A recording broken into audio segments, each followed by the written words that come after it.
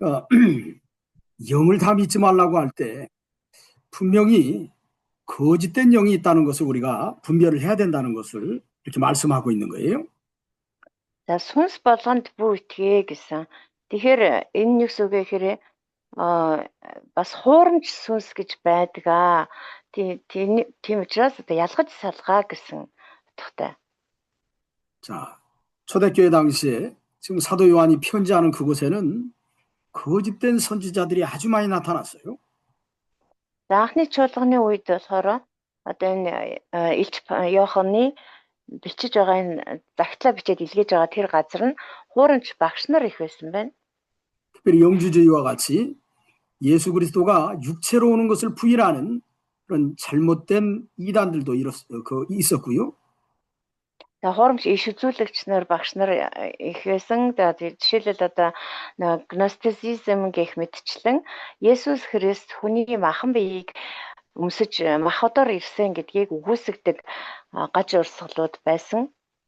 또 삼위일체 하나님의 존재를 부정하고 어찌 보면 성부에게서 성자가 나오고 성자에게서 성령이 나왔다 이렇게 주장하는 잘못된 신학을 가리킨 그러한 사람들도 있었습니다.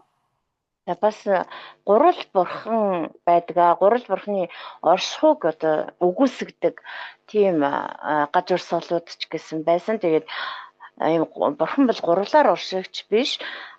Эцэг бурханаас хүү бурхан төрөөд хүү бурханаас ариун сүнс бурхан төрсөн гэж үздэг ийм гаж сургаал заадаг урсгалууд байсан байна. 자, 그런가 하면 유대인 율법주의자들이 예수를 믿어도 율법을 지켜야 구원을 받는다. 그렇게 주장하는 사람들도 있었어요. За бас хажуугаар нь одоо юдэчүүдийн тэр одоо хуулиудыг заавал дагаж мөрдөх ёстой. За хуулиудыг нь мөрдөж байж л бид нар авралыг олно гэсэн энэ хуулийг баримтлагчид бас олон байсан. 그런가 하면 세상의 철학이나 어떤 깨달음을 통해서 구원을 받을 수 있다 주장하는 사람들이 교회 안에 들어오기도 했습니다.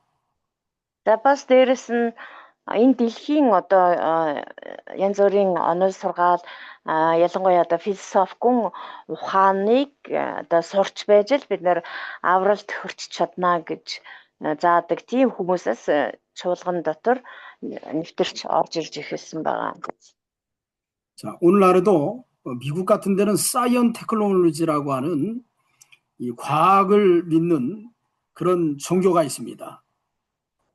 За тэгвэл өнөөдөр одоо Америк гэх мэтчлэн ийм улс орнуудад бас science technology гэнэ. За тэр одоо англиар л ийм нэртэй нөгөө шинжлэх ухааныг одоо эрхэмлэгчд тэгээд бүх юмд шинжлэх ухаанаар батлагдаж нотлогдох ёстой.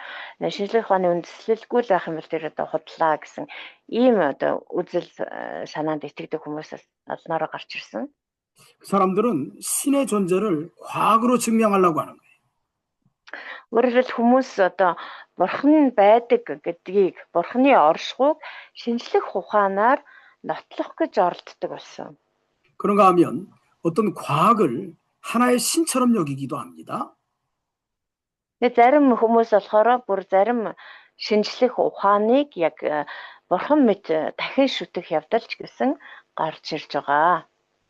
그 내면의 속에는 과거에 불투만이라고 한 신학자, 자유주의 신학자가 있었는데 이 사람은 실제로 우리가 눈에 보이는 물질적인, 현실적인 것이 진리라고 이렇게 가르치는 사람이 있었습니다. За тэгээ тийм хүмүүсийн нэг гэх юм бол одоо урд нь Болтман гэдэг теологч байсан. Тэр Болтман гэдэг теологч болохоор бидний нүдэнд яг бодтой харагдаж байгаа зүйлс л одоо үнэн юм аа. Нүдэнд харагдахгүй байх юм бол тэр нь бодол юм аа гэж тийм теологи гаргаж ирсэн байгаа. 그래서 실체적인 것이 아닌 것은 진리가 아니다. 그렇게 주장을 했던 거예요. Тэр хүний одоо зааж сургаж яснаар бол ерөөсөө юм бодтой л биш бол худлаа юм аа гэж зааж сургадаг байсан. 그런가 하면 칸트처럼 어떻게 보면 인간의 이성으로 판단해서 그 이성으로 논리적으로 증명할 수 있는 것만이 진리다라고 주장하는 철학도 있었습니다. За тэгвэл бас одоо Кант гэдэг бас эрдэмтэн байна тийм ээ байна. Тэгээ Кант юу гэж сургаж ирсэн бэ гэхээр ямар философи баримталдаг байсан бэ гэхээр хүний одоо оюун ухаанаар л нотолж баталж чадахгүй байгаа бол тэр худлаа юм аа. Хүний оюун ухаанаар л одоо тэр ойлгож тийм ээ баталж нотолж чадчихвэл тэр нь жинхэнэ бусд нь бол хурамч юм аа гэж тийм философиг баримталдаг байсан. 그런가 하면 초대교회는 이 펠라기우스라고 하는 인본주의 신학도 있었습니다. 필라고스요? 예, 뭐 펠라기우스라고 하는 그 신학자는 철저한 그 인본주의자들이에요. 왜냐하면 물질적이고 육체적이고 세상적인 기준을 가지고 어찌 보면 모든 진리는 사람이 판단하고 사람이 결정할 수 있다라고 보는 겁니다. За бас анхны чуулганы үед бас Плагиус гэж одоо эрдэмтэн бас одоо байсан. Тэр Плагиусын банал сургаалаар бол гуманизмыг бол маш одоо онцолдог. Өөрөөр хэлбэл хүнийг эрхэмлэн дээдэг, хүнийг дахин шүтэх явдлыг бол бас дэлгэрүүлж байсан. Тэгээ Плагиусын үзэл санаанд итгэдэг хүмүүс бол ерөөсөө хүн л бүх зүйлийн гол хэм хэмжээр юм аа. Хүний шийдвэр, хүний гаргаж байгаа тэр одоо хийж байгаа сонголт шийдвэрүүд бол хамгийн чухал. Тэгээд хүн л бүх зүйлийн гол шийдэл юм аа гэж тэгж үздэг байсан. 오늘날 그 인본주의 신학의 어떤 기초라고 하면 그 펠라기우스 학설인데 대표적인 교회들이 캐톨릭이에요. Тэгэхээр энэ Плагиусын онлоос үндэслээд гарч ирсэн одоо тийм хүнийг дээдлэх үзэлтэй гуманист юм үзэл санаатай одоо тийм урсгалууд зөндөө байна л да. Тэгээд тэдний хамгийн гол төлөөлөл гэвэл католикчууд байгаа. 그래서 그 인본주의 신학을 어떻게 표현하냐면 여러분들도 쉽게 들어봤을 건데 착한 일을 하면 구원을 받는다. 그게 펠라기우스 신학입니다. За тэгээ гуманистийн теологи бид нар юунаас хамгийн тод харж болох вэ? Ялгаж салгаж болох вэ гэхээр та нар ч гэсэн сайн мэдэх баг. Сайн үйлс хийх юм бол аврагдана. Өөрөлдвөл одоо буян их үлдэх юм бол аврагдана гэд ийм үзэл санаа байдаг. Тэгэд энэ бол ерөөсөө Плагиусаас эхлэлтэй үүдэлтэй теологи юм. 자, 그런가 하면 인간의 어떤 자유의지를 하나님 우리에게 주었는데 그 자유의지를 우리 인간 스스로가 어떻게 보면 결정할 수 있고 판단할 수 있다라고 주장하는 것이 펠라기우스 학설입니다. За бас дээрэс нь Плагиусын онол сургаалын нэг хэсэг нь бол одоо анхандаа бурхан бол хүнд тэр чөлөөт хүсэл зоргийг өгсөн тийм ээ, чөлөөтэй өөрөө шийдэх, өөрөө сонголт хийх тэр хүсэл зоргийг өгсөн байгаа. Гэтэл энэ чөлөөт хүсэл зоргийг бол хүн өөрөө дураараа ашиглаж болно. Нэг л чөлөөлж өгсөн юм чинь тэр хүсэл зоргоор хүн өөрөө бие даад шийдвэр гаргаж өөрөө одоо ямар ч хамаагүй одоо сонголтыг хийж болно гэж ингэж үздэг байгаа. Тэр Плагиусын үзэлд итгэдэг хүмүүс. 자, 저와 여러분들은 분명히 하나님 주신 자유의지가 있어요. 아담 하와처럼 어떤 일을 선택할 수 있고 어떤 일을 행할 수 있는 자유의지를 하나님이 주었습니다. Тэгээ биднэрт бол бүгдээр нь биднэрт ч гэсэн бурхан яг адилхан тэр Адам Ева хоёрт өгсөн шиг тийм чөлөөт хүсэл зоргийг бол өгсөн. 자, 그렇지만은 우리는 그것을 우리 스스로 자의적으로 모든 것을 할 수 있다고 하는 것이 아니라 결과적으로 본다고 하면 하나님의 주권에 달려 있다. 하나님께서 그 모든 일까지도 섭리하고 작정하시고 역사하신다라고 믿는 겁니다. 우리는. Хэдийгээр одоо бид нар чөлөөтэй сонголт хийж болно, чөлөөтэй шийдвэр одоо өөрөө гаргах тийм эрх чөлөө бол тийм чөлөөт хүсэл зориг бол бидэнд өгөгдсөн ч гэсэн тэглээгээд энэ бол бид нар дураараа өөрсдийнхөө одоо дур зоргоор амьдрч болно. За эмх замбраагүй амьдрч болно гэсэн үг болоо ерөөсөө биш. Хэдийгээр бид нар чөлөөт хүсэл зоригоо хэрэгэлдэг ч гэсэн тэр нь бүгд бурхны төлөвлөгөө, бурхны хүслийн дагуу тэр дотор тэр одоо хэм хэмжээний дотор сонголтоо хийж шийдвэрээ гаргаж тэр чөлөө төсөл зоргоо ашиглах ёстой гэсэн үг. Бид нар бол ийм л онолд итгэдэг хүмүүсээ. 그러나 펠라기우스 학설은 인간 중심의 신학입니다. 어떻게 보면 휴머니즘 티올로지칼이라고 할 수 있겠죠. Тэгэхээр харин Плагиусийн онол нь болохоор биднээс юугаар ялгаатай байгаад байна гэхээр чөлөө төсөл зоргийг ингээ буруугаар ашиглаа. Ерөөсөө хүн дураараа авирлж болно, дураараа байж болно гэж энэ талаас нь ингээд онолдоод сургаад байдаг. Харин биднийх бол хэдийгээр бид нар чөлөөтэй боловч тэр нь бурхны тэр бүрэн эрх мэдлэлээр бас хязгаарлаад байж байдаг. Тэр дотор бид нар чөлөөт хүсэл зоригоор амьдрч болно гэсэн ийм ялгаатай байгаа. Тэгэхээр Плагиусийн тэр теолог бол ерөөсөө тэр гуманист теолог тийм аа. Хүнийг илүү дээгүүр тавьсан, өргөмжилсөн тийм теолог юм. 이런 펠라기우스 신학의 기초를 둔 것이 알미니안 신학입니다. Энэ Плагиусийн теолог дээр үндэслэж гарч ирсэн теолог бол энэ Арменианы теолог байгаа. 그래서 알미니안주의는 철저하게 인간 중심의 신학이라고 할 수밖에 없어요. Арменианчуудын тэр теологийг ч гэсэн бид нар 100% бас юм гуманист хүнийг илүү дээгүүр тавьсан, хүнийг дахин шүтсэн теолог гэж үзэхээс өөр аргагүй юм. 알미니안 신학의 오늘 개신교 중에서 아주 거두가 메소디스트 처치, 이제 어떻게 보면 감리교단이 철저한 알미니 신학, 또 순복음이 알미니안 신학이 아주 많습니다.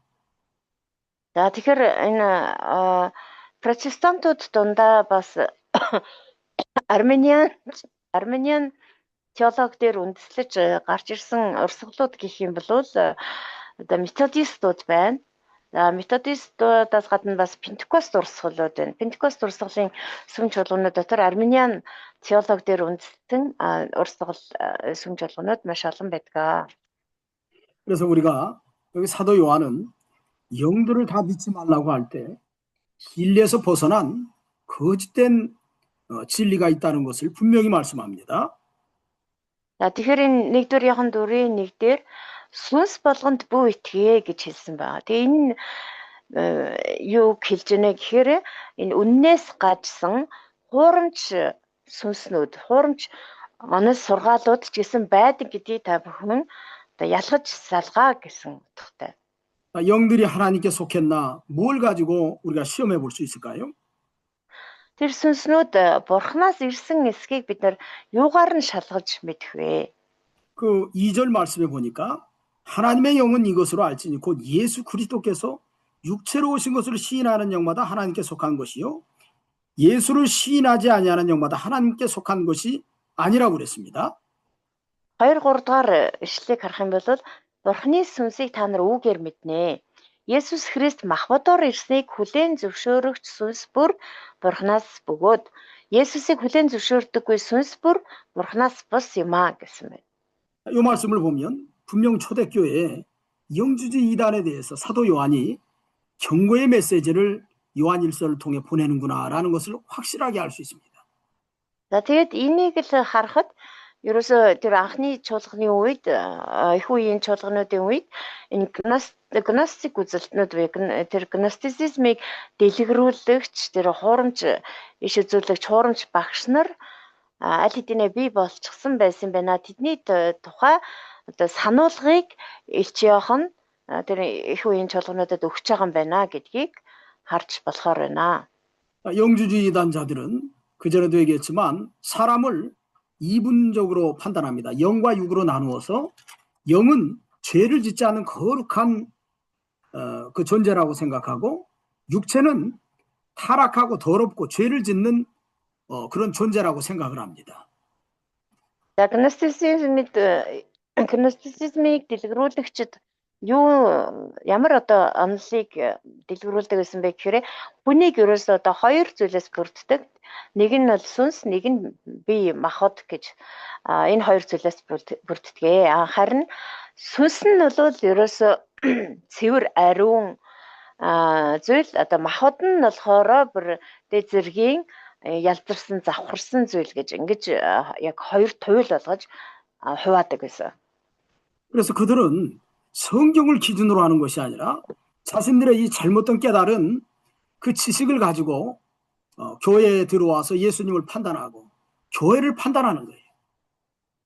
Тэгээд тэр гностицизмыг илрүүлэгч хуурамч иш үзүүлэгч багш нар Библийг ерөөсө баримтлахгүй Библийг гол хэм хэмжээрээ болгох ш өөрсдийгөө гаргаж ирсэн тэр хуурамч сургаал, хуурамч онлоо гол хэм хэмжээр гэж үзээд тэгээд түүнийг одоо сүм чуулган дотор орж ирж тэр өөрсдийн хуурамч үзэл санаагаараа чуулганыг шүүж хуурамч сургаалаа дэлгэрүүлдэг байсан.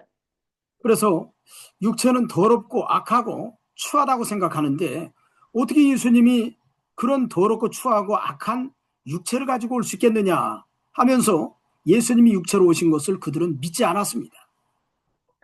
Тэгээд бид нэр махбодыг нөгөө хамгийн адгийн бузар булаа хамгийн ялзарч завхарсан одоо хамгийн л одоо муухай зүйл гэж ингэж үздэг байсан болохоор Есүс Христ махбодоор ирсэн махбодыг өмсөж ирсэн гэдгийг ерөөсө хүлээн зөвшөөрч чадахгүй байсан.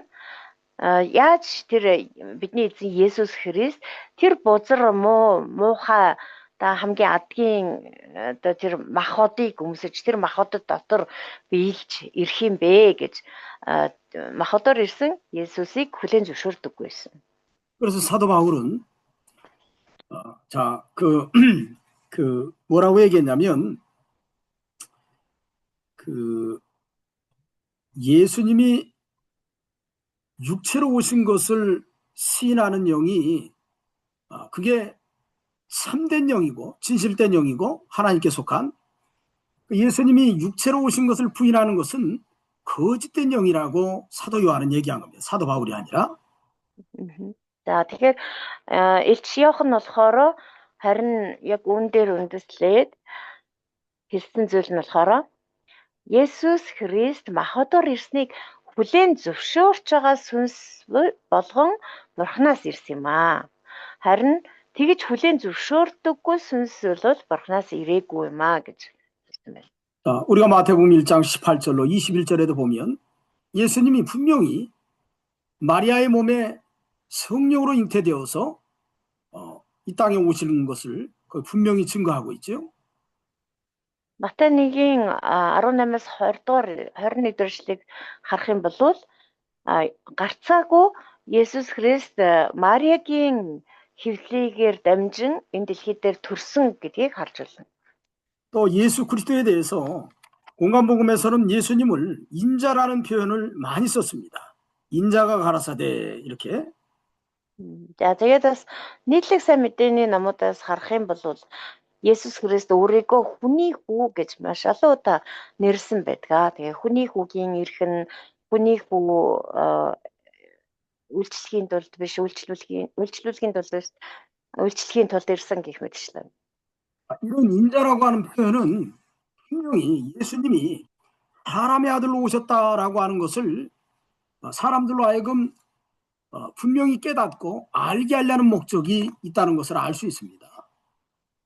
Тэгэхээр өөрийгөө одоо хүний хүү гэж нэрлэж зориуд одоо тэгж илэрхийлсэн нь бол Есүс хүний хүү, хүмүүн төрлөختний тэг хүмүүний хүү болж ирсэн юм аа гэдгийг хүмүүст зориуд одоо мэддэгдүүлэх гэж илэрхийлэхийн тулд тэгж нэрлэж явсан гэдгийг харж байна. 그래서 마태복음 8장 20절에는 예수님이 아무도 여우도 굴이 있고 공중의 새도 거처가 있으되 인자는 머리 둘 곳이 없다. 그렇게 말씀하신 게 있어요. За Матай 8:20 дээр Есүс хэлэхдээ үнэгэнд нүх тэнгэрийн шуудад үүр байдаг харин хүний хүүд толгой ороодох газар үгүй гэсэн байна. 또 마태복음 12장 8절에는 인자는 안식일의 주인이니라 이렇게 말씀하셨어요. За бас Матай 몇 장이요? 자, 마태복음 12장 8절이죠. 12-ийн 8 доор ишлэлдэр учир нь хүний хүү амралтын өдрийн эзэн мөн гэж гэсэн байна. 마가복음 2장 28절도 동일한 말씀이 거기 기록되어 있습니다. 마가복음 2장 28절에도 똑같은 말씀이 기록되고요. Марк 2:28 дээр ч гэсэн мөн адилхан хүний хүү амралтын өдрийн эзэн мөн гэж айлдав гэсэн байна. 그러니까 마가복음 13장 26절에는 그때 인자가 구름을 타고 큰 권능과 영광으로 오는 것을 사람들이 보리라 그렇게 말씀했어요. 마가복음 16장 13장 26절이요. Марк 16-гийн биш уучлаарай. 13장 26절. За Марк 13-ийн 26 дээр. Тэгээд хүний хүүг үүлэн дунд авгаа сүр хүч цаг жавхлантайгаар эрхийг тэд харнаа гэсэн байна. 그 누가복음에도 동일하게 나와 있는데 누가복음 여기 7장 34절에 보면 인자는 와서 먹고 마시매 너희 말이 보라 먹기를 탐하고 포도주를 즐기는 사람이요 세리와 죄인의 친구로다. 이렇게 예수님을 비방하는 내용이 거기 등장하는데 예수님은 당신을 인자라고 표현했어요. 인자는 와서 먹고 마시며 그렇게 표현했어요. За Марк 7-гийн 34 уучлаарай Лук 7-гийн 34 дээр бас Есүс өөрийгөө хүний хүү ирээд идэж уутал та нар харцгаа ховдог аригчин бас татвар урагч ирээд нүгэлтүүдээ амд гисгээдэг гэсэн. Энд ч гэсэн Есүс өөрийгөө хүний хүү гэж нэрсэн байна. 마가복음 14장 21절에도 인자는 자기에 대하여 기록된 대로 가거니와 그렇게 말씀했어요. 14장 21절. За Марк 14-ийн 21 дээр бас Есүс өөрийгөө хэлэхдээ харин хүний хүүг бариулах хүний хүү өөрийнхөө тухай бичигдсэнчлэн явнаа. Харин хүний хүүг бариулах тэр хүн залгүй ээ гэж. Бас өөрийгөө хүний хүү гэж хэлсэн байна. 누가복음에도 17장 26절에는 노아의 때에 된 것과 같이 인자의 때에도 그러하리라 그렇게 말씀을 했어요. харин Лук 17-гийн 26 дээр Ногийн өдрүүдэд ямар байсанчлан хүний хүүгийн өдрүүдэд ч мөн тийм байх болно гэсэн байна. 또 누가복음 19장 10절에도 인자가 온 것은 잃어버린 자를 찾아 구원하려 함이니라 그렇게 말씀을 했지요. Наман Лук 19-ийн 10 дээр хүний хүү алдагдсныг хайж аврахаар ирсэн билээ. 또 요한복음에도 아주 많습니다. 여기 보면 자 요한복음 3장 13절에는 하늘에서 내려온 자 인자 외에는 하늘에 올라간 자가 없느니라 이런 말씀도 했어요. Иохан 3:13 дээрээс Тэнгэрээс доош бууж ирсэн хүний хүүгээс өөр тэнгэрт дээш гарсан хүн нэг ч үгүй гэсэн байна. 성경에는 예수 그리스도가 인자라는 말은 한문이에요. 중국어 한자인데 사람 인자에다가 아들 자자입니다. 한국에서는. 그래서 사람의 아들이라는 뜻이에요. 그것은 예수님이 우리 인생과 똑같은 육체를 가지고 세상에 왔다는 것을 증명하는 메시지입니다. 그것이. За тэр Солонгос болон одоо Солонгос Библиэлд болохоор одоо энэ хүний хүү гэдэг үг нь болохоор инжа гэдэг хоёр одоо хандснаас бүтдэг. Энэ гэдэг нь болохоор хүн гэсэн утгатай, жа гэдэг нь хүү гэсэн утгатай байхгүй юу. Тэгээд яг ерөөсө хүний хүү гэсэн үг. Хүнээс төрсэн хүний хүү. Даавын хүү, ээжээ охин гэдэг шиг. Тэгээд Есүс бол яадчгүй хүнээс төрсэн хүний хүү юм а гэдгийг маш тодорхой ингэж илэрхийлсэн байна. 여러분들이 이 예수님이 육체로 오신 것이 얼마나 중요하냐면 자 메시아의 세 가지 조건이 있습니다. 메시아의 세 가지 조건. Есүс ингэж хүний дүр төрхөөр хүн болж ирсэн нь хүний махбодыг өмсөж ирсэн нь яагаад ийм чухал вэ гэхээр Месияд одоо тавигдах ийм 3 шаардлага болцол байдаг. 첫째는 완전한 하나님이셔야 돼요. За нэгдүгээрт нь Месиа одоо бүрэн төгс бурхан байх ёстой. 자, 그래서 마태복음 1장에 보면 예수님이 성령으로 잉태되었잖아요. 그건 예수님의 신성이 있다는 것을 분명히 우리에게 증거합니다. За тийм учраас Матай 1-р бүлэг дээрээс харах юм бол Есүс одоо ариун сүнсээр олдсон байгаа. Ариун сүнсээр жирэмслэгдсэн. Тэрнээс биш одоо хүний одоо эрэгтэй хүний тэр одоо эр бэлгийн эснээс биш тийм ээ. Ариун сүнснээс анх бий болсон. Тэгэхээр энэ нь бол Есүс Христийг бүрэн дүрэн одоо бурхан юм аа гэдгийг нь бурханлаг мөн чанарыг нь илэрхийлж байгаа. 요한복음 10장 30절 한번 읽어보세요. 10장 30절. 네. За Иохан 10-ын 30-р эшлэгийг. 예수님이 직접 제자들에게 하신 말씀이에요. Тэгээ энэ бол Есүс өөрөө шав нартай хэлсэн үг байна. Би болон эцэг нэг юм гэж альтлаа. 자, 나와 아버지는 하나이니라 그렇게 말씀했죠. Эцэг бид хоёр нэг юм аа гэсэн байна, тийм үү? 그건 예수님이 신성을 가지고 있다는 것을 증명하는 말씀입니다. Тэгээ энэ нь болохоор яг эцэг бурхантайгаа адилхан тийм бурханлаг мөн чанартай гэдгийг нь илэрхийлж байна. 또 하나님의 생각이 자신의 생각이고 자신의 생각이 하나님의 생각이라고 하는 것을 증명하는 내용이에요. За бас одоо эцэг бид хоёр нэг юм аа гэдэг нь бол бурхны бодол санаа бол Есүсийн бодол санаа бурхны тэр төлөвлөгөө хүсэл зорилго нь ч гэсэн Есүсийнхтэй адилхан юм аа гэдгийг бас илэрхийлж байна. 두 번째로는 완전한 사람이어야 됩니다. За Месиагийн хоёр дахь бодол нь юу вэ гэхээр бас бүрэн дүрэн хүн байх ёстой.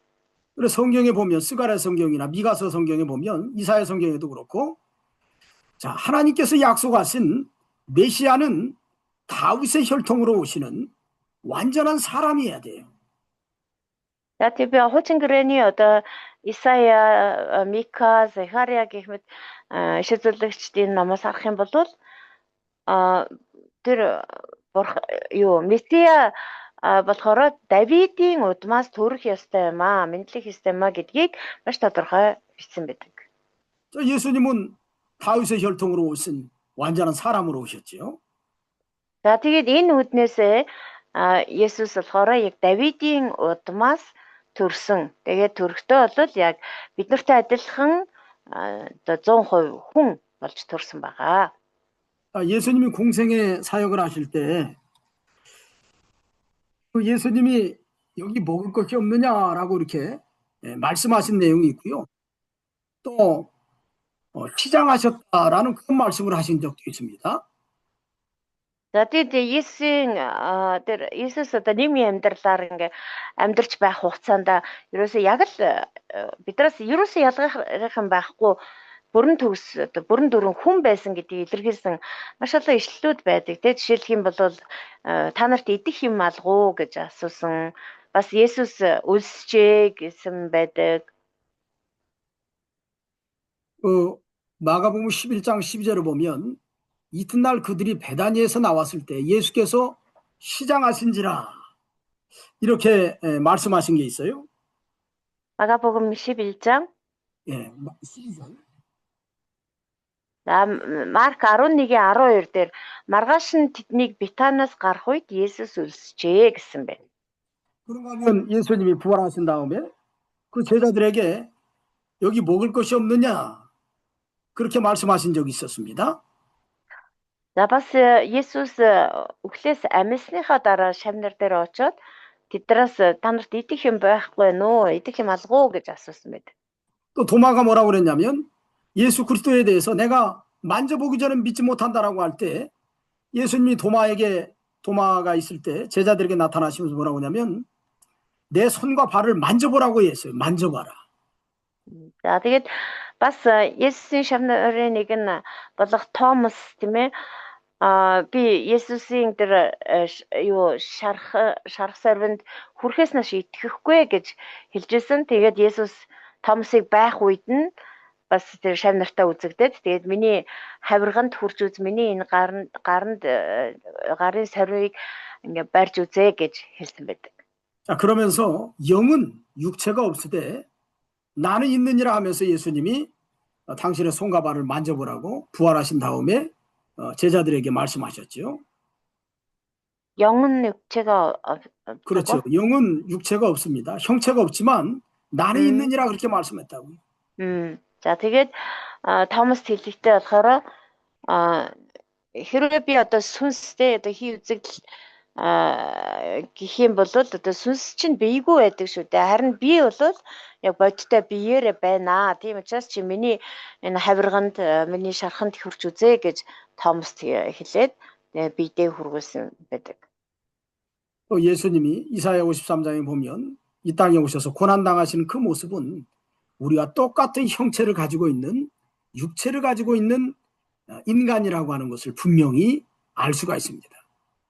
За тэгээ Исая 53 дахь бүлэгдэр хэлсэнчлэн Есүс энэ дэлхий дээр хурч ирээд бидэртэй яг адилхан тэр зовлон эдэлж бидний эдэлтэйг мэдэрдэг тэр бүхнийг яг адилхан эдэлж мэдэрсэн байгаа. Тэгээ энэ нь болохоор ялцчгүй тэр бол бидэртэй яг адилхан махбодыг өмсөж ирсэн бүрэн төгс хүн болж ирсэн месиа юм а гэдгийг нотлон харуулдаг. 근데 중요한 것은 뭐냐면 세 번째 조건은 뭐냐면 구세주의 조건은 죄가 없어야 됩니다. За месиа буюу аврагчийн 3 дахь шаардлага нь юу вэ гэхээр ямар ч гим нүгэлгүй байх ёстой. 우리가 지난번에 읽어봤지요. 요한일서 그 3장 5절. За бид нэр урд нь уншижсэн 1-р Иохан 3:5 дээр 자, 거기 한번 읽어보세요. за энийг уншия. 1-р Иохан 3:5 нүглийг зайлуулахын тулд тэр илчлэгдсэнийг та нар мэднэ. Түүнд ямар ч нүгэл байхгүй. 예수님은 죄가 없다고 그랬지요. 예수스 ямар ч нүгэл байхгүй гэсэн байна. 예수님은 온전히 구세주의 자격을 가지고 계신 분이시라는 것을 알 수가 있습니다. Тэгэхээр Есүс бол нэхэр бүрэн дүүрэн тэр аврагчийн шаардлагыг биелүүлсэн нэгэн байсан юм аа гэдгийг харж болох байна. 이 세 가지 요건에 충족하신 분이 오직 예수 그리스도밖에 없어요. Энэ гурван шаардлагыг гурвангийн хангалтсан хүн болвол нэгэн болвол Есүс Христ юм аа. Есүс Христос өөр хэн ч байхгүй. 그래서 사도행전 4장 12절에 다른 이름으로는 구원받을 수 없나니 천하 사람 중에 구원받을 만한 다른 이름을 우리에게 주신 일이 없다라고 얘기합니다. 4장 몇 절이요? 12절. 사도행전 4장 12절. За тэгээд Үлс 4-ийн 12 дээр бас хэлсэн байгаа. Өөр хэний ч дотор аврал үгүй. Учир нь бидний аврагдаж болох өөр нэр Тэнгэрийн доор хүмүүнд эс өгөгдөжээ. 자, 그런데 이 예수 그리스도가 육체로 오신 것을 부인하는 거 보니까 자, 이 영들이 사단에게 속한 거짓된 영이라는 것을 우리가 알 수 있죠.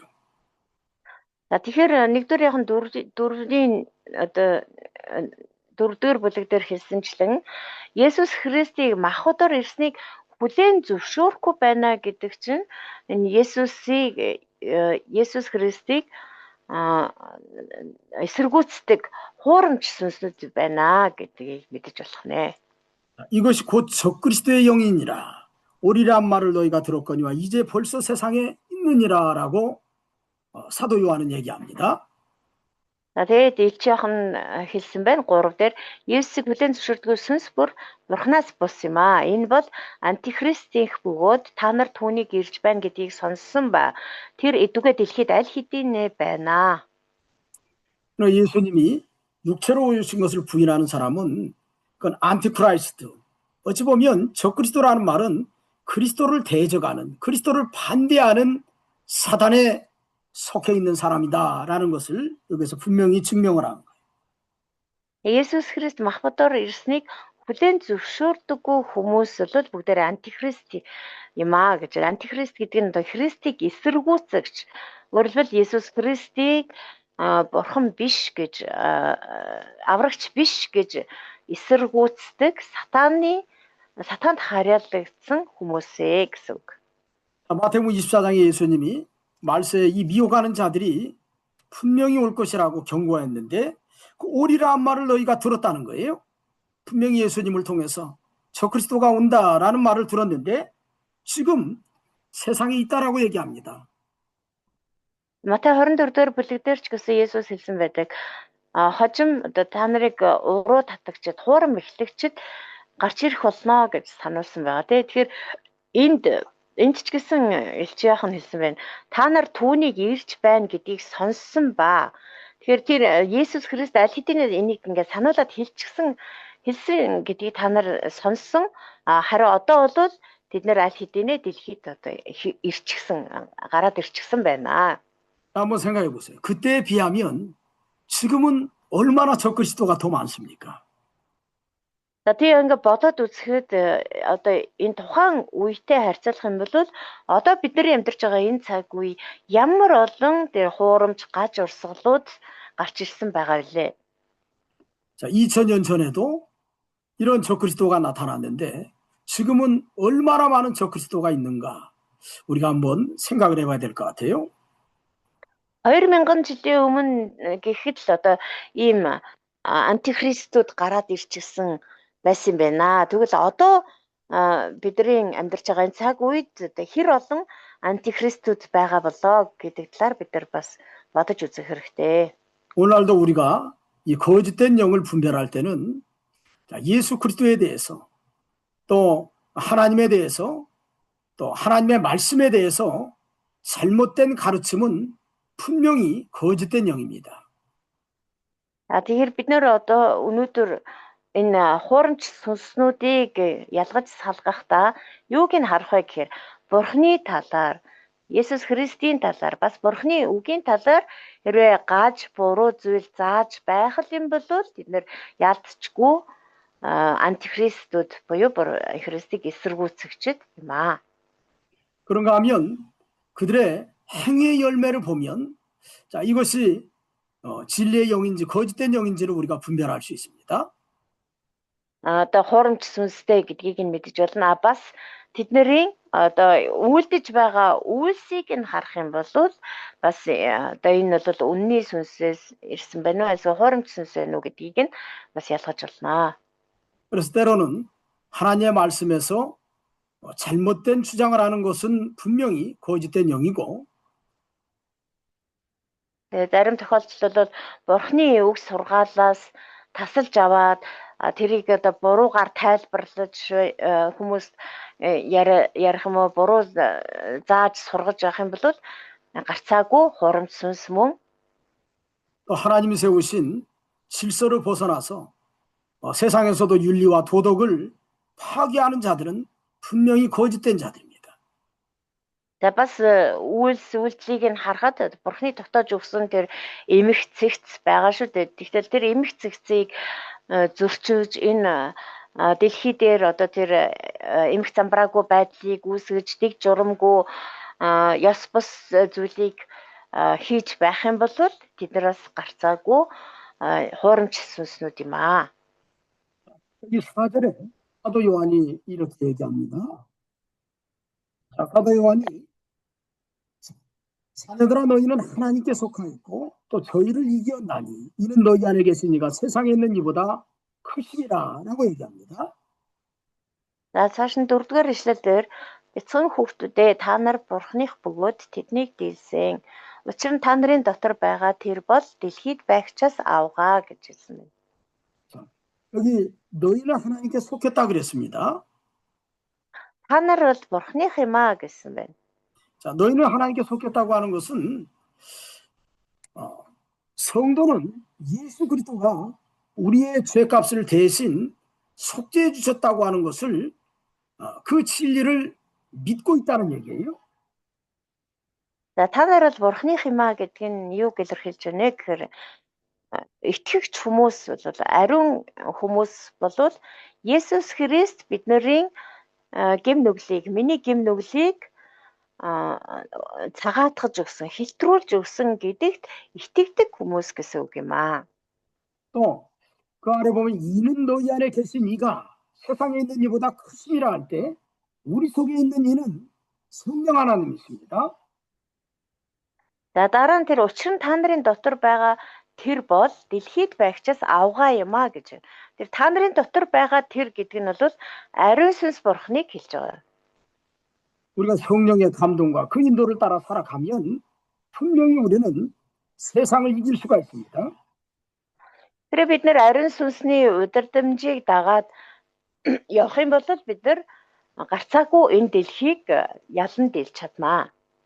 자, 우리 하나님은 세상에 있는 어떤 것보다도 크심이라 그랬습니다. За тэгээд дэлхийд тэр бол дэлхийд байгчаас авгаа гэсэн. 자, 이 크심이라고 하는 것은 세상의 그 어떤 진리보다도 하나님의 진리가 완벽하고 그 진리가 가장 완전한 진리라고 하는 것을 얘기하는 거예요. За авгаа гэдэг нь бас юу илэрхийлж байгааг гэвэл Бурхны үнэн болвол энэ дэлхий дээр одоо байгаа тэр тоо тамшгүй олон үнэн гэж итгэж явж байгаа тэр үннүүдээс хавьгүй илүү бүрэн төгөлдөр тийм үнэн юм аа гэсэн үг.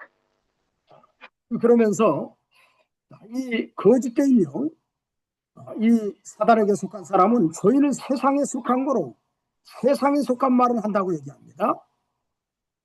За даашин 5 дахь эшлэлдэр тэд бол ертөнцийн хөө тиймээс тэд ертөнцийн юмсыг ярьдаг ертөнц тэднийг сонсдгоо гэсэн байна. Энэ болохоор тэр тэд гэдэг нь болохоор нөгөө хуурамч сүнстэй хүмүүсийг хэлж байгаа. 세상에 속기 때문에 세상의 물질적인 사고, 육체적인 사고, 정욕적인 사고를 가지고 그 안에서 만들어진 진리를 가지고 말을 한다는 거예요.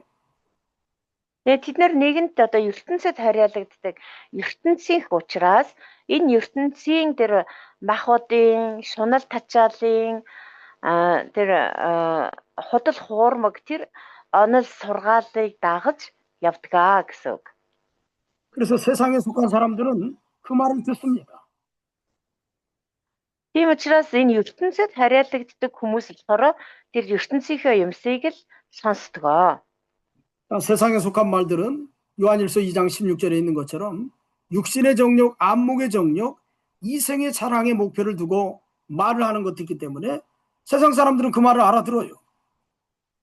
Тэгээ ертөнцийн юмс гэдэг нь болохоор нэгдэрийнх нь 2-ын 16 дээр хэлсэнчлэн учир нь ертөнцид байгаа бүхэн тухайлбал махбодын хүсэл тачаал, нүдний хүсэл тачаал, амьдралын бардамнал гэсэн ба. Тэгэхээр ертөнцийн юмсыг ярьдаг хүмүүс бол яг л энэ махбодын хүсэл тачаалыг ярьдаг, нүдний хүсэл тачаалыг ярьдаг, амьдралын бардамналыг ярьдаг.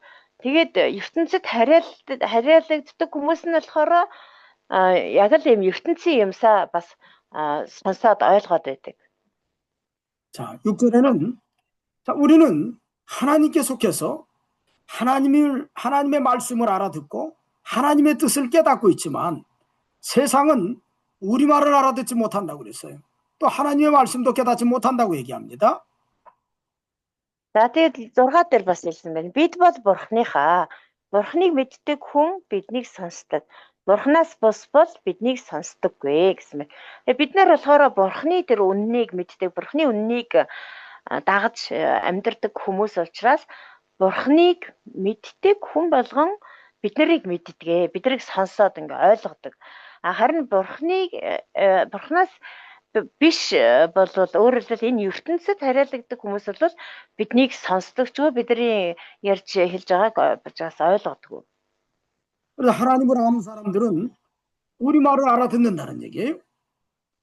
Харин Бурхныг мэддэг хүмүүс бол бидний ярьж байгааг ойлгож сонсдог байна.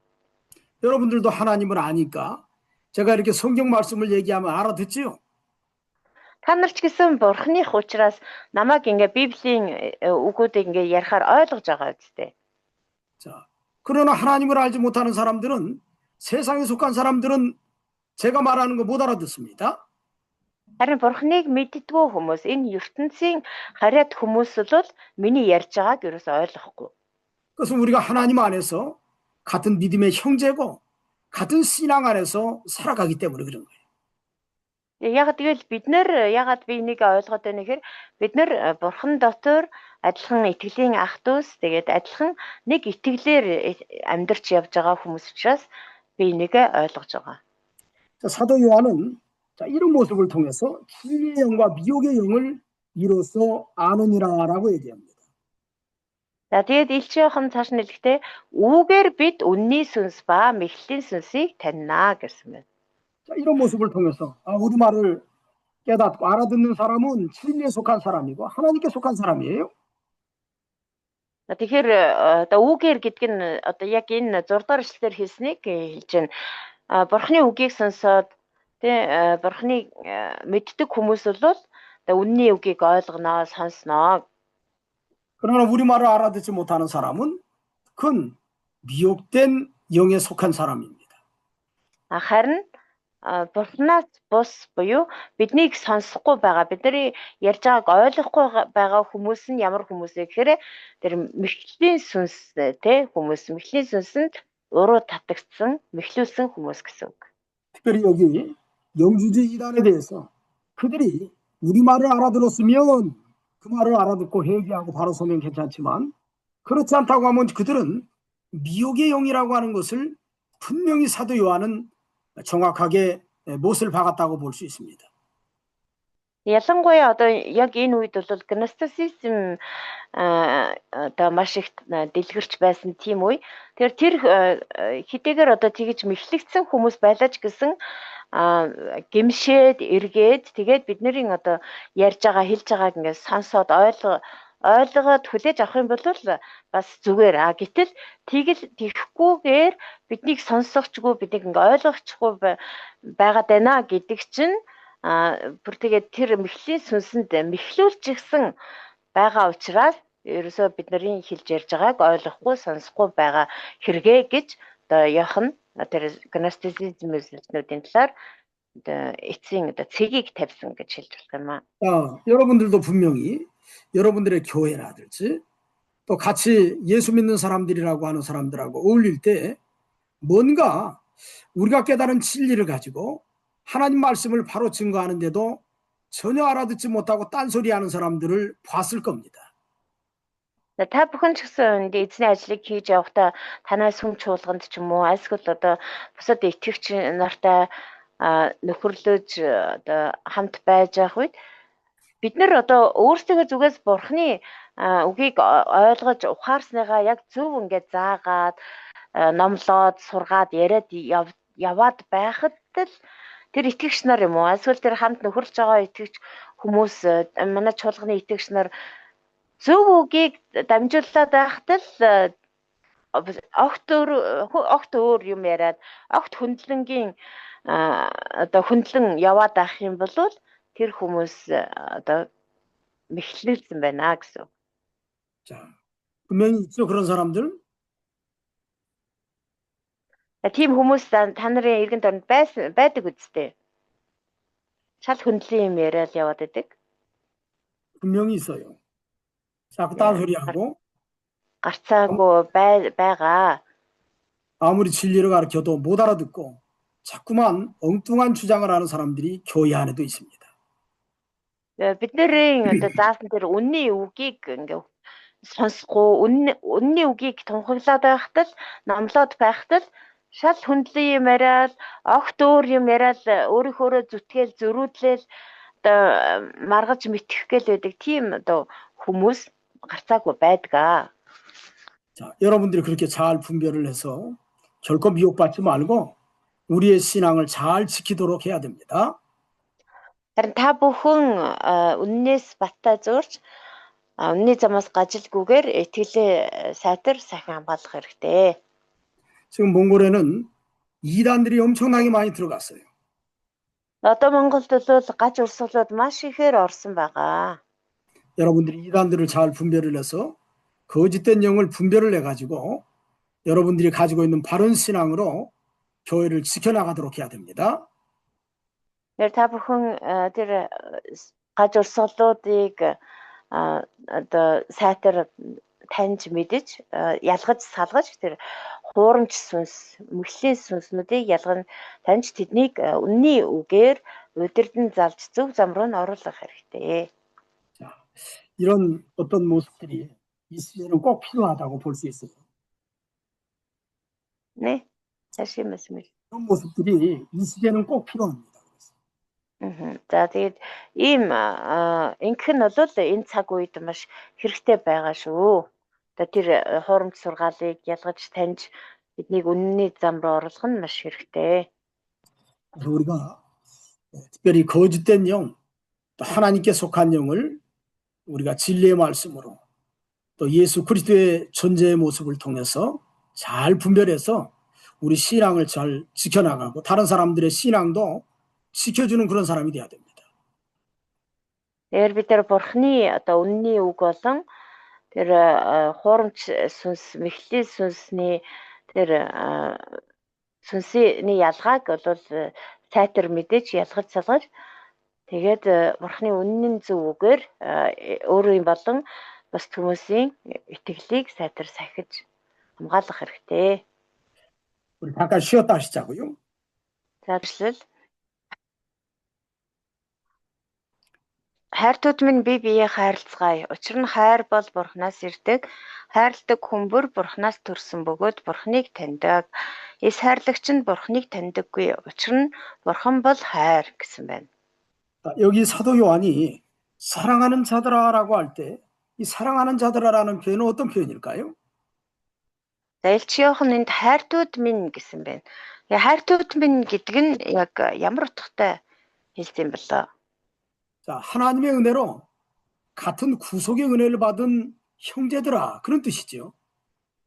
Бурхны нэгүслэр адилхан тэр авралын нэгүслийг хүртсэн ахан дүүс нар минь гэсэн утгатай. 자, 같은 믿음을 가지고 있는 같은 은혜를 받은 사람들아 그런 뜻입니다. Адилхан итгэлтэй, адилхан нэгүслийг хүртсэн хүмүүсээ гэсэн утгатай. 우리가 서로 사랑하자고 할 때는 같은 진리와 같은 은혜 안에서 같은 믿음으로 우리가 서로 교제하자는 뜻이죠.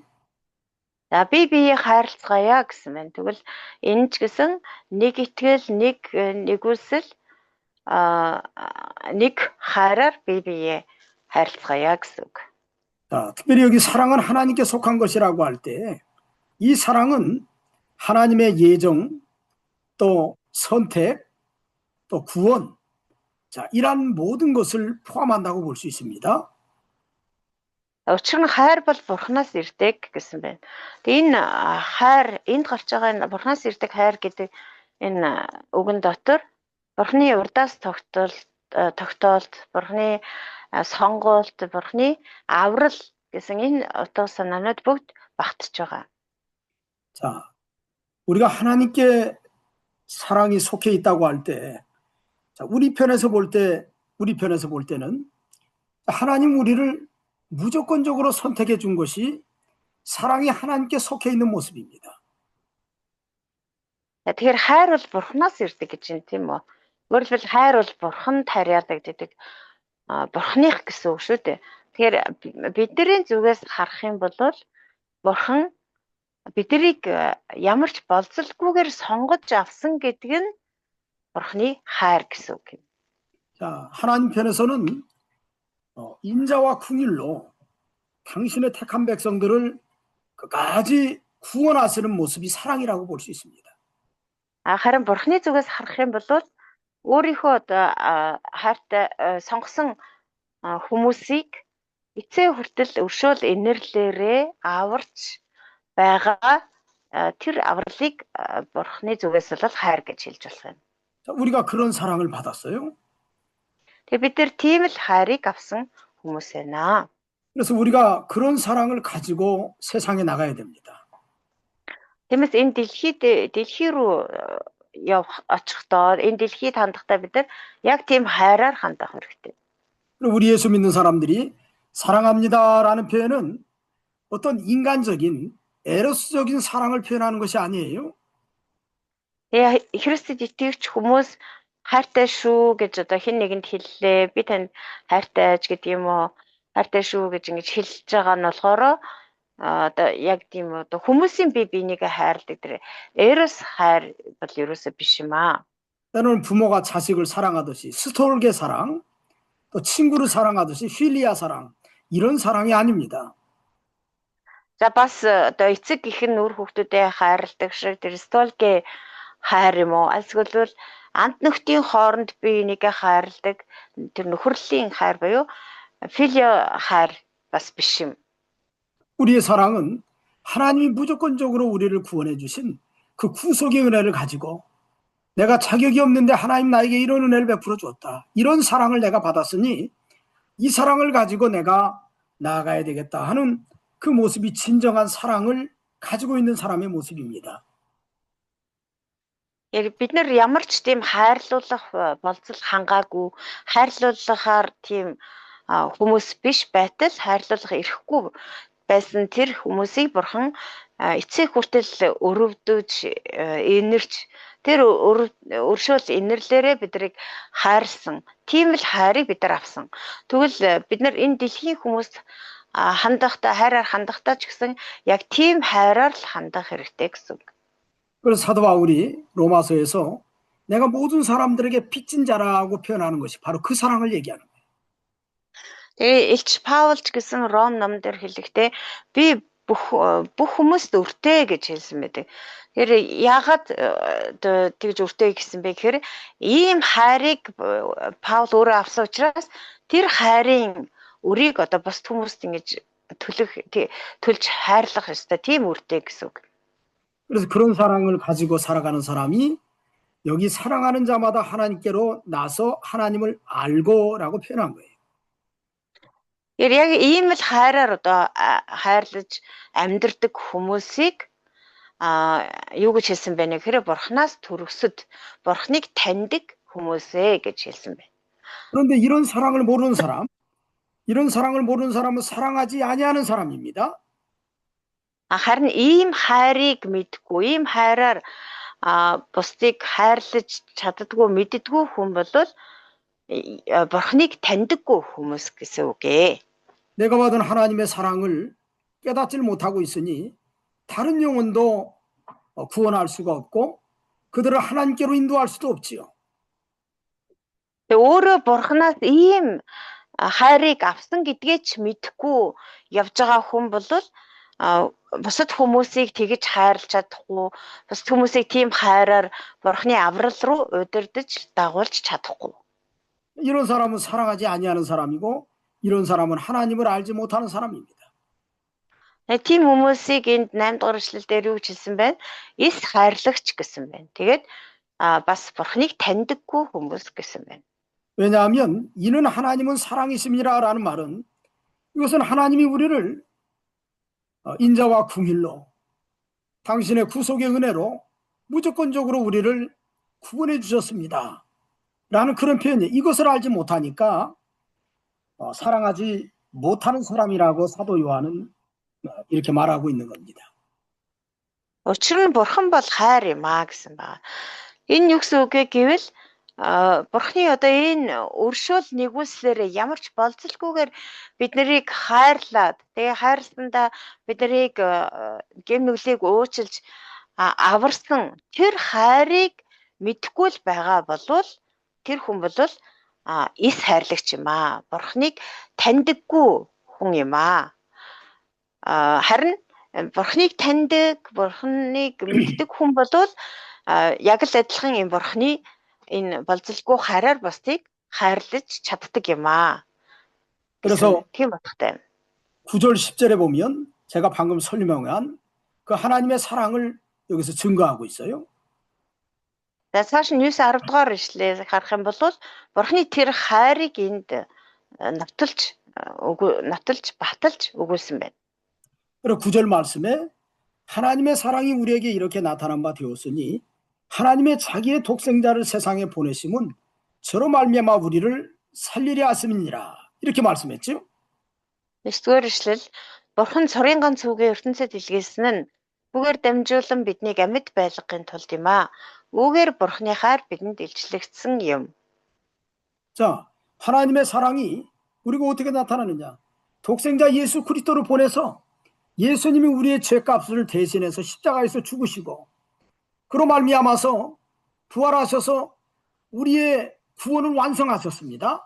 그것이 하나님의 사랑의 표현이라는 거예요.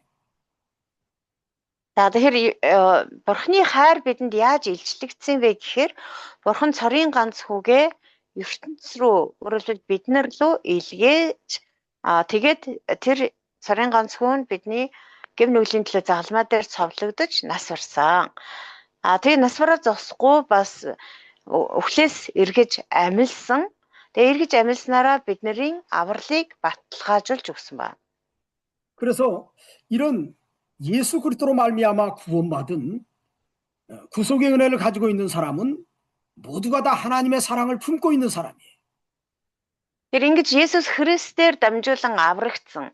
Энэ авралын нэгүслийг хүртсэн хүмүүс бол бүгдээрээ Бурхны тэр хайрыг авсан хүмүүс гэсэн үг. 자, 여러분들에게 이런 사랑이 있지요. Та нарт ч гэсэн ийм хайр байгаа үстэй. 그래서 우리가 다른 사람들에게 예수님을 소개하면서 예수 믿으세요라고 전도하는 거 아니에요? Тийм учраас бид нэр бусад хүмүүс Есүст итгээрэй гэж тэр хайрын улмаас сайн мэдээ тараадгүй, дэлгэрүүлдэггүй гэж юу? 저도 이런 신학교를 통해서 여러분들에게 그 예수님의 사랑을 바로 깨달아서 그 사랑을 증거하자고 여러분들에게 신학교를 세워서 말씀을 전하고 있는 겁니다, 지금. Тэгээ би ч гэсэн Монголд энэ теологийн сургуулийг, Библийн сургуулийг анх байгуулахдаа яг л ийм хайрыг та нарт дамжуулж өгч, тэгээд тэр хайрыг та нар аваад тэр хайрыг цаашаа бас бус хүмүүст дамжуулаасаа сайн мэдээг дэлгэрүүлээсэ гэсэн зорилгоор ПТФ сургуулийг байгуулсан. 자, 이런 사랑이 하나님의 사랑이에요. Тэр ийм л хайр бол Бурхны хайр юм аа. 그래서 언젠가 제가 예전에 몽골에 와가지고 2010년도인가요? 그 차이치교회에서 말씀을 전할 때 에베소서 1장에 있는 말씀을 전하면서 하나님의 사랑에 대해서 한번 이야기한 적이 있었습니다. Тэгээ би 2010 онд илүү тэр цайз цуглаан дээр анх очоод тэгээд Эфес 1-р бүлгээс номлосон байгаа. Тэгээд тэр үедээ Бурхны хайрын тухай бас номлож ирсэн санагдаж байна. 그 에베소 1장 4절의 말씀 속에서 이런 말씀을 창세전에 그리스도 안에서 우리를 택하사 우리로 사랑 안에서 그 앞에 거룩하고 흠이 없게 하시려고 이 말씀을 가지고 내가 1시간을 전한 적이 있습니다. Эфес 1-ийн 4-р ишлэл. Түүний өмнө биднийг ариун бөгөөд гэмзэмгүй байлгахаар Бурхан ертөнцийн суураас урьд биднийг Христ дотор сонгосон юм аа гэсэн. Тэгээ энэ ганц ишлэлээр би нэг цаг номлосон шиг санагдаж байна. 그래서 그때 좀 웃긴 일이 있는데 제가 거기서 진료받으러 온 사람들 다 모아놓고 또 거기에 뭐 예수 믿는 사람들도 있었습니다. 거기에. Тэгээ тэр үед нэг инээдтэй явдал болж исэн. Тэр үед одоо юу нөгөө эмчилгээний багийнхан бас ирчихсэн. Тэгээд одоо эмчид үзүүлэх хүмүүс ирчихсэн. Тэгээд тэдний дунд би бас сайн мэдээ тараагаад явж исэн. 자, 성경에 하나님은 하나님의 사랑이 여기 있다고 그러는데 여러분들 서로 사랑하죠? 그러니까 사랑한다고 얘기하더구만요. За тэгээ би одоо сайн мэдээг ярихдаа Библи хэлэхдээ үүнд Бурхны хайр байгаамаа гэж ингээ хэлсэн байна. Та нарт ч гэсэн хайр байгаа үстэй гэд асуусан чинь хүмүүс байгаа гэж хэлсэн. 그러면서 사랑이 뭐냐고 내가 물어봤어요. Тэгээд за хайр гэхээр яг юу юм бэ гэж асуусан. 그랬더니 거기 있었던 목사님이 사랑은 옆에 사람을 보듬어 주는 겁니다. 안아주는 겁니다. 사랑해요 라고 말해주는 거라는 거예요. Тэгсэн тэндээс нэг пастор хэлэхдээ хайр гэдэг бол дэрэгдээ байгаа хүндээ халамжлах нь хайр юм аа, тэрвэрч өгөх нь хайр юм аа, хайртай шүү гэж хэлэх нь хайр юм аа гэж хариулсан. 자, 그것도 사랑이라고 볼 수는 있어요. мэдээж бас түүнийг хайр гэж хэлж болох юм л да. 근데 성경에서 말하는 그런 사랑이 아니죠. Гэхдээ тэр хайр бол яг Библиэлд хэлээд байгаа тэр хайр биш юм аа. 그런가 하면 저기 통역하는 어떤 분은 사랑은 남에게 희생하는 거고 배려하는 거고 도와주는 거라고 또 얘기하더라고요. Тэгсэн чинь бас нэг өөр нэг орчуулж байсан хүмүүсийн нэг нь юу гэсэн бэ гэхээр хайр болвол биендээ тусалж үйлчлэгийг хэлнэ гэсэн. 그럴 때 제가 여기 에베소 1장 4절에 있는 말씀을 읽으면서 창세전에 그리스도 안에서 우리를 택하사 이게 하나님의 사랑이라고 그랬어요. За тэгээ би энэ Эфес 1-ийн 4-р эшлэлийг уншаад тэгээд хайр гэдэг бол Бурхан ертөнцийн суурьаас урьд биднийг Христ дотор сонгосон явдал юм аа.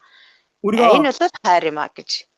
우리가 구원받은 하나님의 백성으로 선택받은 것이 이것이 사랑이다. 가장 큰 사랑.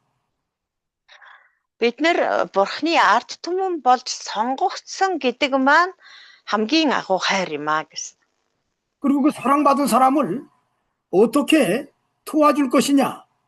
자, 예수 그리스도께서 우리를 위해서 피 흘려준 것이 사랑이고 그 피 흘려준 것으로 끝나는 것이 아니라 성령께서 우리가 예수님을 닮아가도록 끝까지 인도해 주는 게 사랑이라고 그랬어요, 제가.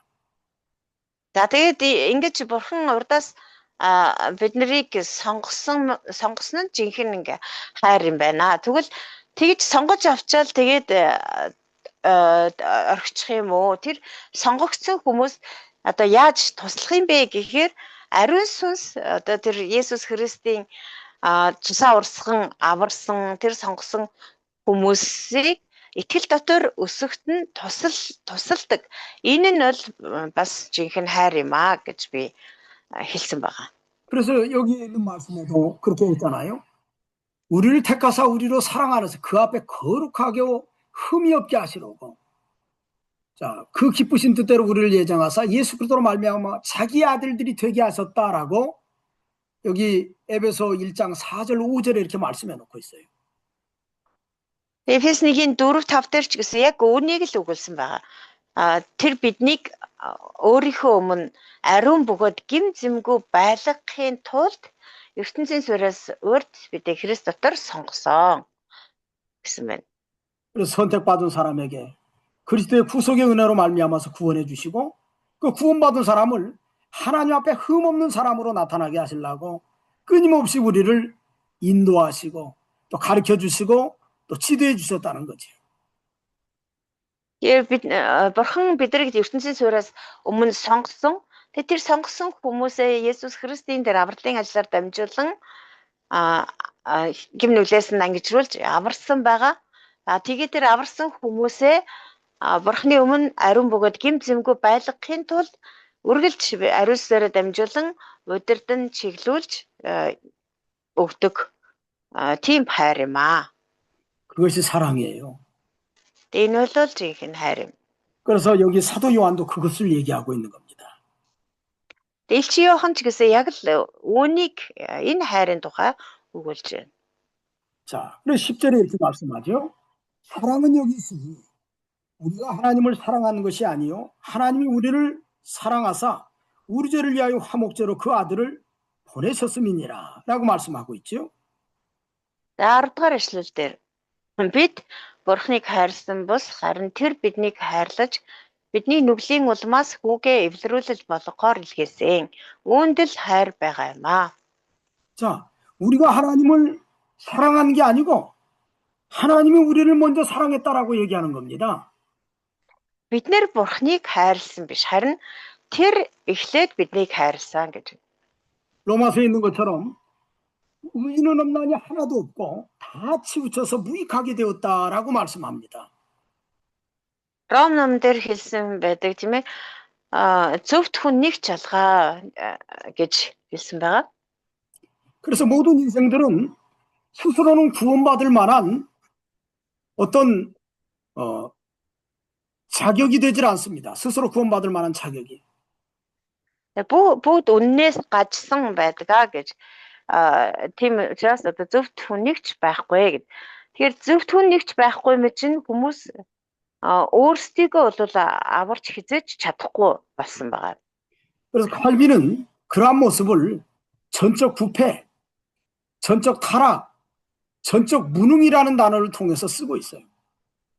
Тэр Кальвин ийм байдлыг одоо тодорхойлохдоо одоо бүрэн ялцрал, бүрэн завхрал, бүрэн сул дорой байдал гэдэг үгээр тодорхойлсон байна. 그래서 하나님이 우리를 사랑하셨어요. 그래서 뒤에 보면 19절 말씀 한번 보세요. 19절 요한일서 4장 19절에 Нэгдүгээр Иохан 4-ийн 19-р эшлэгийг харъя. Эхлээд тэр биднийг хайрсан тул бид хайрлаа. 자, 우리가 사랑하면 그가 우리를 어떻게 사랑했다고요? 먼저. 먼저 사랑했다고 그랬죠. 먼저 사랑했다. За тэгэхээр энэ 19-р хэлсэн бэ те. Бид хайрдаг гэж байна. Бид хайрлах нь хайрдаг. Гэхдээ яагаад бид нар хайрдаг юм бэ гэхээр тэр биднийг хайрсан учраас. Гэхдээ тэр биднийг яаж хайрсан бэ гэхээр эхлээд хайрсан. 그래서 은혜라는 단어가 그 전에도 얘기했지만 히랍어로 카리스라는 단어는 거저 주었다라는 뜻이에요. 은혜의 원문의 의미가. Тэгэхээр нэгүсэл гэдэг үг маань одоо карис гэдэг үг. Одоо энэ карис гэдэг үг нь болохоор их хэллийнх нь утга бол үнэгүй өгөх гэсэн. 또 에베소 2장 8절에 있는 것처럼 하나님의 선물이라고 표현할 때 그 선물이란 단어도 거저 주었다라는 그런 뜻입니다. 은혜하고 같은 의미를 갖고 있어요. Мөн Эфес 2-ын 8 дээр харах юм бол энэ нь бурхнаас өгсөн бэлэг юм а гэсэн. Энэ бэлэг гэдэг үгч гэсэн адилхан карис буюу үнэгүй өгсөн зүйл гэсэн утгатай. 그래서 우리가 받은 사랑은 이렇게 하나님이 먼저 찾아오셔서 우리에게 구원을 선물로 주신 겁니다. Тэр бидний авсан хайр маань ямар хайр юм бэ гэхээр ерөөсөө бурхан биднэр дээр өөрөө төрүүлж хурч ирээд бидэнд үнэгүй өгсөн тэр авралыг хэлж байгаа. 자, 그 사람에게 여기 예수 그리스도를 화목제물로 보내서 대신 우리의 죄값을 담당하시고 그것을 믿어지게 하셔서 구원받게 하셨다는 것이죠. Өөрөлдвөл Есүс Христийг биднэрт тахил болгож явуулсан. Тэгээд түүний авралын ажлаар дамжуулан өөрийнхөө сонгосон тэр хүмүүсийг үнэгүй аварч өгсөн байгаа. Энэ нь бол бурхны хайр юм. 자, 여러분들 이거 잘 기억해 놓으셔야 되는데, 그래서 구원의 순서가 뭐냐면 예정이 제일 먼저 오고요. 예정, 창조, 타락, 구원. 자, 이것이 바른 개혁주의 신앙입니다. Тэгэхээр та нар одоо энэ авралын энэ дарааллыг маш сайн мэдчих хэрэгтэй, санаж явж явах хэрэгтэй.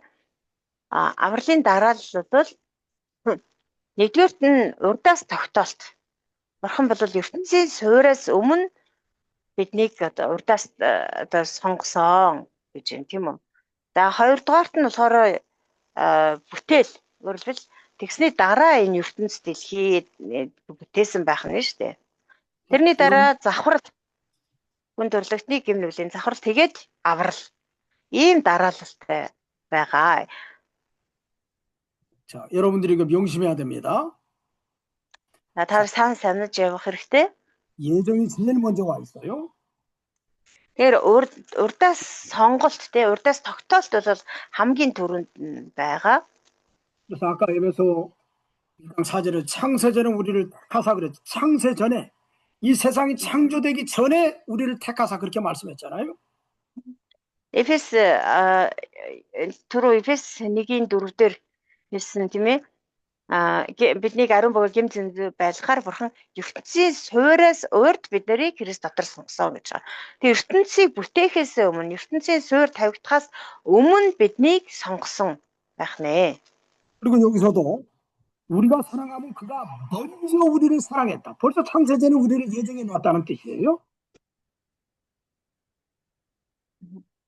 어디 아까 여기 요한일서 4장 19절 말씀. 자, тэгээд 10절 19절을 제가 설명하고 있는 거예요. 네.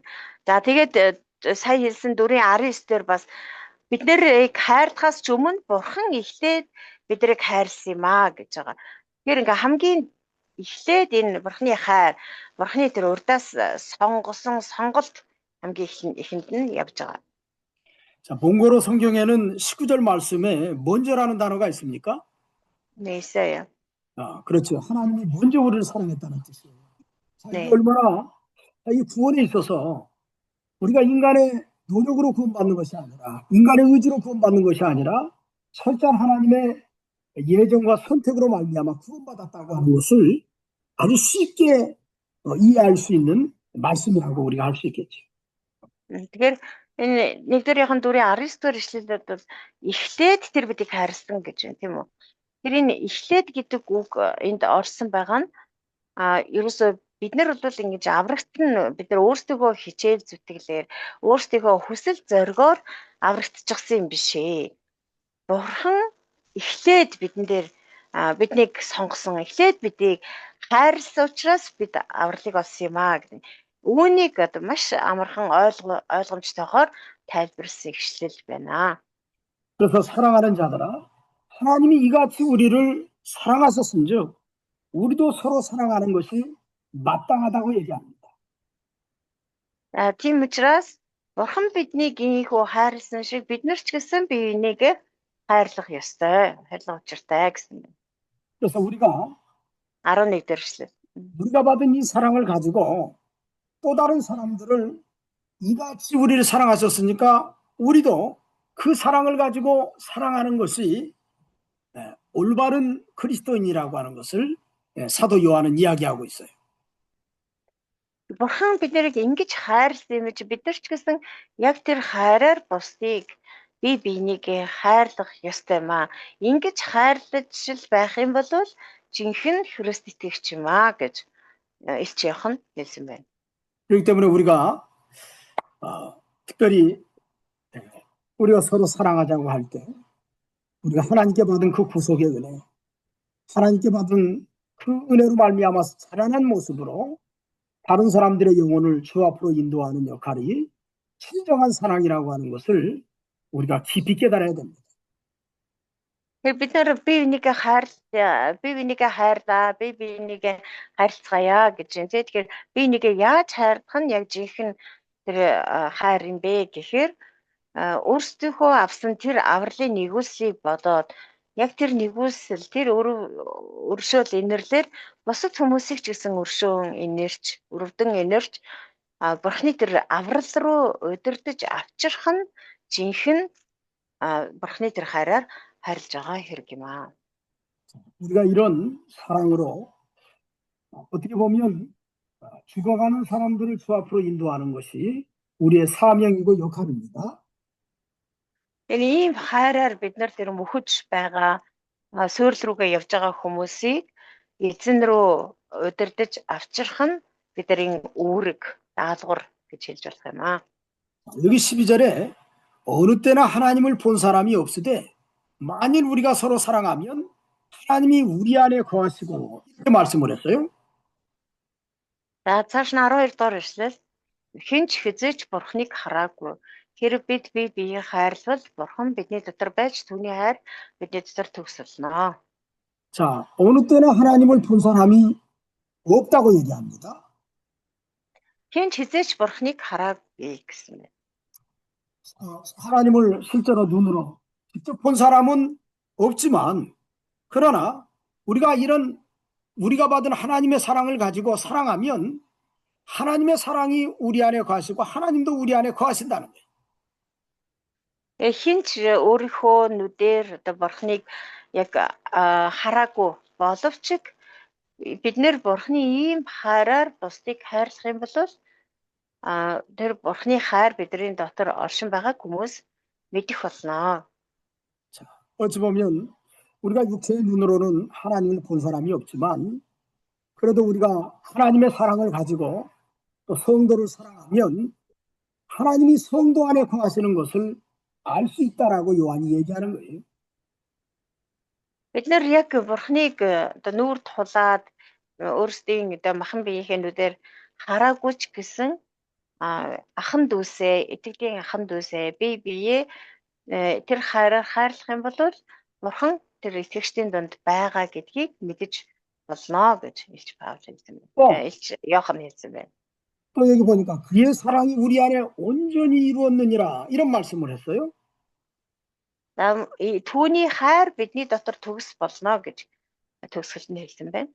우리가 사랑을 할 때 하나님의 사랑의 역사가 나를 통해서 완성되어 나간다고 하는 것을 보여주는 겁니다. Өөрөлдвөл Бурхны хайр надаар дамжин төгс одоо бэлэгдэж байгааг хүмүүс харах ёстой гэсэн. 사람이가 1장 5절에 거기 그렇게 돼 있죠. 사람이가 된서 그 1장 5절에 보면 목사님, 여기 목소리가 또 이게 선명하지 않거든요. 그래요? 네. 지금은 어떤가요? 지금은 잘 들리죠? 네, 조금 나아요. 조금 나아요? 네. 잠깐만요. 지난번에 이게 요 마이크를 냈더니 자꾸만 끊어져서 제가 지금 마이크를 빼버렸는데 한번 마이크를 좀 이쪽 꽂아볼게요.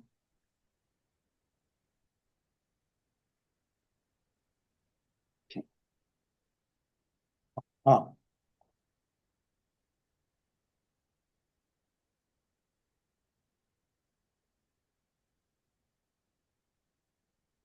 어떻게 됐습니까?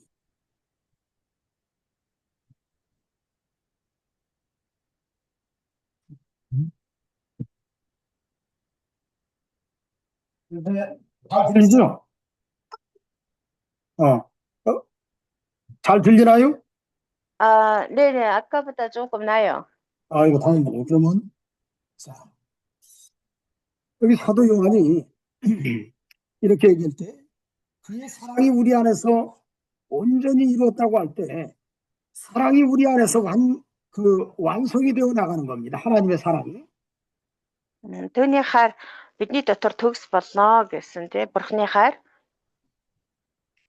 자, 13절에는 그의 성령을 우리에게 주심으로 우리가 그 안에 거하고 그가 우리 안에 거하시는 줄을 아느니라 이렇게 말씀했어요.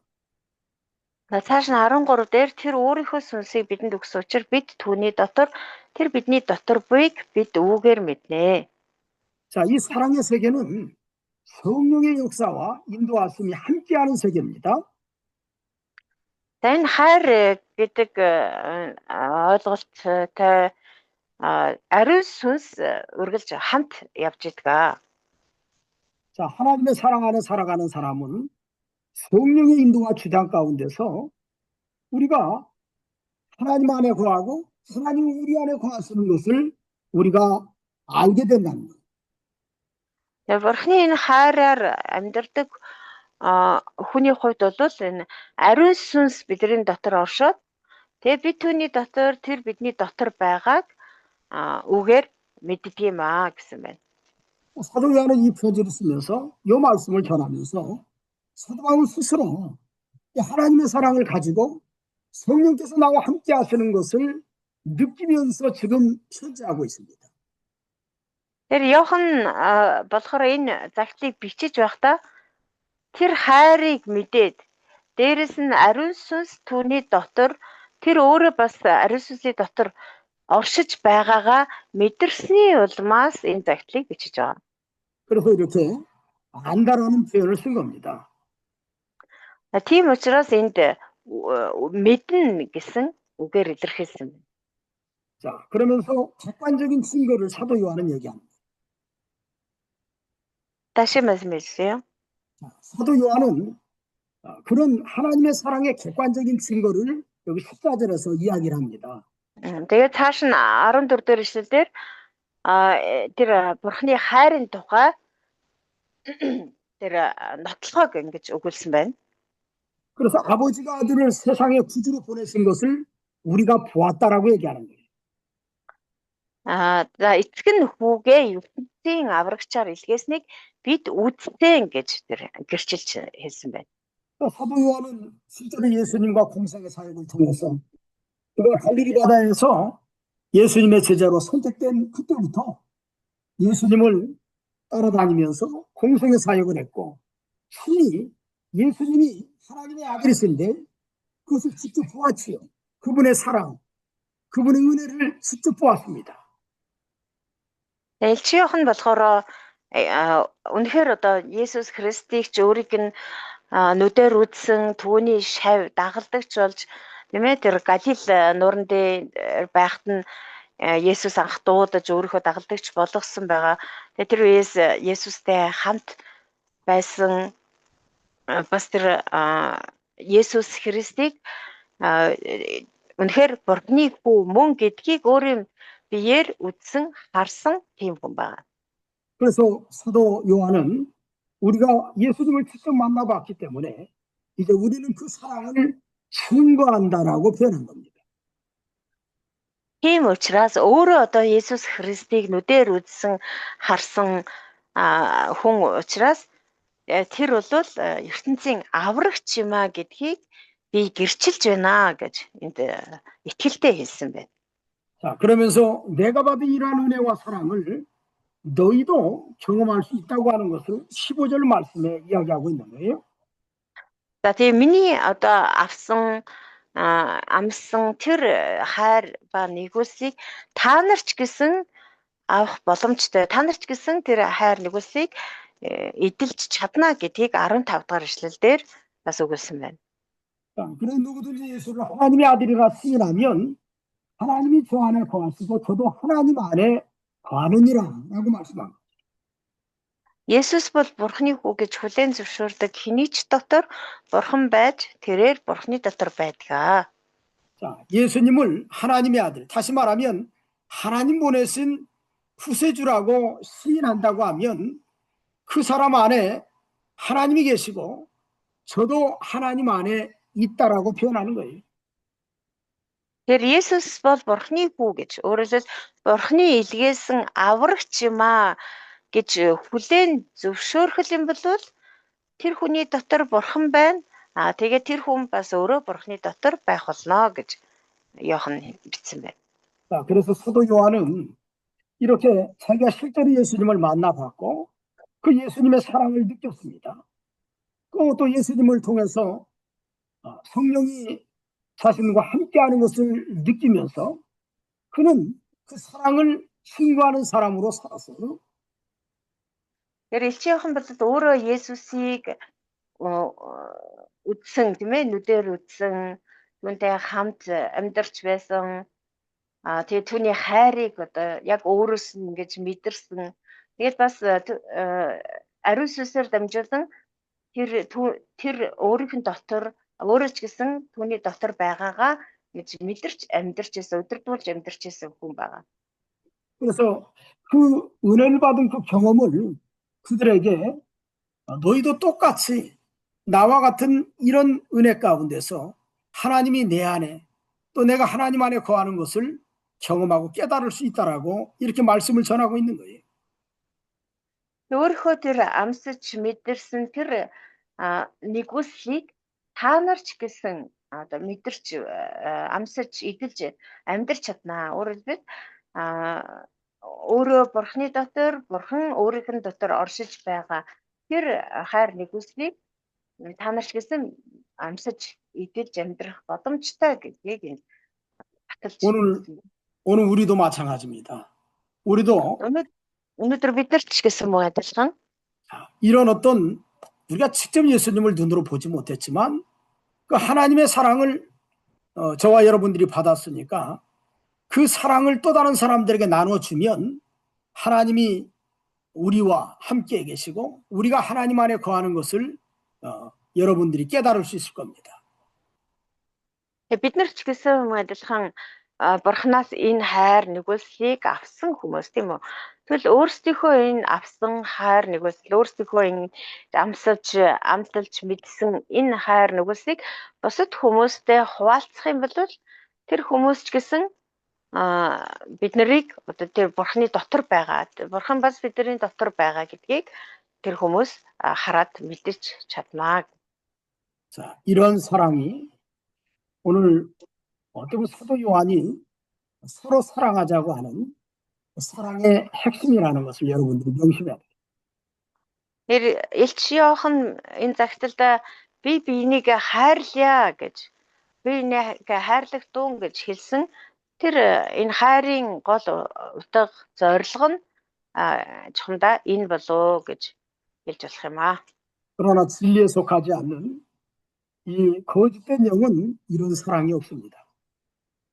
Харин үнэнд харьяалагддгүй мэхлийн сүнснүүд бол энэ хайрыг тэр мэрэгжлийн сүнснүүдэд бол ийм хайр байдаггүй.